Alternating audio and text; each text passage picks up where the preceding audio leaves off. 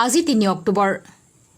২০০৫ চনৰ আজিৰ এই দিনটোতে ৰাজ্যৰ লাঞ্ছিত বঞ্চিত অৱহেলিত জনতাৰ স্বাৰ্থত জন্ম হৈছে AIUDF দল। জমিয়ত উলামাকে ধৰি ১৩টাকৈ সংখ্যালঘু সংগঠনৰ প্ৰচেষ্টাত জন্ম লাভ কৰা দলটো আজি ১৬ বছৰত ভৰি দিলে, যাৰ ফলত ৰাজ্যৰ বিভিন্ন প্ৰান্তৰ লগতে পশ্চিম অসমৰ বিলাসীপাৰা জিলা কমিটিয়ে আজি ব্যাপক জাকজমকতাৰে দলটোৰ ১৬তম প্ৰতিষ্ঠা দিৱস উদযাপন কৰে। কাৰ্যসূচী মতে পুৱা ১০ বজাত বিলাসীপাৰা জিলা AIUDFৰ কাৰ্যালয়ত দলীয় পতাকা উত্তোলন কৰে জিলা সভাপতি আলহাজ আব্দুল খালেকে।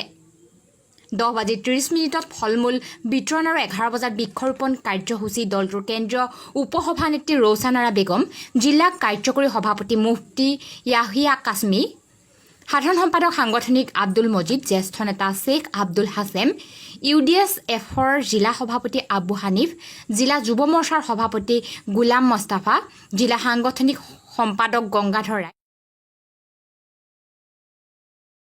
যুৱ প্ৰচাৰ সাধাৰণ সম্পাদক প্ৰশাসনিক পলান চন্দ্ৰ সূত্ৰধৰ, জিলা যুৱ মৰ্চাৰ কাৰ্যকৰী সভাপতি আব্দুল আজিজ, জিলা উপসভাপতি কলিমুদ্দিন মণ্ডল, জিলা AIUDFৰ কাৰ্যকৰী সভাপতি মৌলানা সুলেইমান আলী, ছাত্ৰ মৰ্চাৰ কেন্দ্ৰীয় সাধাৰণ সম্পাদক ফজলুল হক, যুৱ মৰ্চাৰ সাধাৰণ সম্পাদক সাংগঠনিক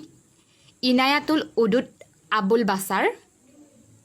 ছাত্ৰ মৰ্চাৰ জিলা কাৰ্যকৰী সভাপতি শ্বাহ জালাল চৌধুৰী, সাধাৰণ সম্পাদক প্ৰশাসনিক চিৰাজুল ইছলাম, কাৰ্যকৰী সভাপতি নাছিৰুদ্দিন আহমেদ, জিলা মহিলা মৰ্চাৰ সভানেত্ৰী চাহেৰা খাতুন, সাধাৰণ সম্পাদিকা প্ৰশাসনিক কহিনুৰ বেগমৰ লগতে আগন্তুক অসম বিধানসভাৰ ২৭ নং বিলাসীপাৰা পূব সমষ্টিৰ দলীয় প্ৰাৰ্থিত্ব প্ৰত্যাশী ক্ৰমে শামছুল হুদা, অধিবক্তা আকৰাম হুছেইন, অধিবক্তা মমিনুল ইছলাম, আব্দুল কুদ্দুছ, ৰফিকুল ইছলামকে আদি কৰি বহুকেইজন নেতা উপস্থিত থাকে। সৰ্বশেষত দলটোৰ বিলাসীপাৰা পশ্চিম সমষ্টি যুৱ মৰ্চাৰ সভাপতি হৰমুচালিৰ বাসগৃহত দলটোৰ এখন সাধাৰণ সভা অনুষ্ঠিত হোৱা বুলি জানিব পৰা গৈছে। বিলাসীপাৰাৰ পৰা হাছান আলীৰ সহযোগত বেল্লাল হুছেইনৰ ৰিপৰ্ট, প্ৰতিধ্বনি লাইভ।